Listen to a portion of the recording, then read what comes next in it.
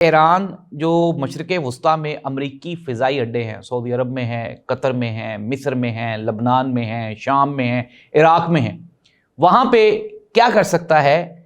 یہ ایران وہاں پہ اٹیک کر سکتا ہے۔ ایک تو جو ایران کے بیلسٹک میزائلز ہیں ان کی ایکسیسیبلٹی ایزیلی ہے، وہ تو اسرائیل تک چلے گئے ہیں، 2000 کلومیٹر کی دوری پہ چلے گئے، تو یہاں پہ نشانہ بنانا۔ لیکن ایک امتحان یہ ہوگا کہ جو عرب ممالک ہیں ان کے ساتھ کس طرح کی جو ایگریمنٹس ہوتے ہیں۔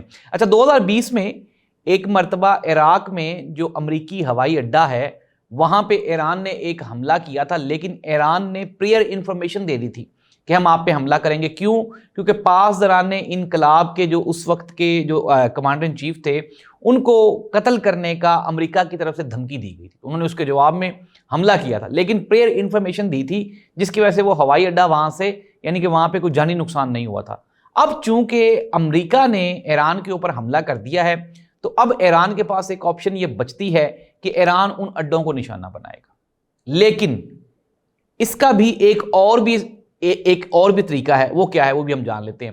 وہ طریقہ یہ ہے کہ اگر ہم بات کریں ایران کی جو پراکسیز ہے جیسے کہ حزب اللہ اور حماس ہے لبنان اور مصر میں یہ موجود ہے، اگر ہم بات کریں گزشتہ دنوں کی تو حزب اللہ اور حماس نے کوئی اتنی بڑی کارروائیاں نہیں کی، لیکن ان کے پاس ویپنز بھی ہیں اور ان کو ایرانی فنڈنگ بھی ہے۔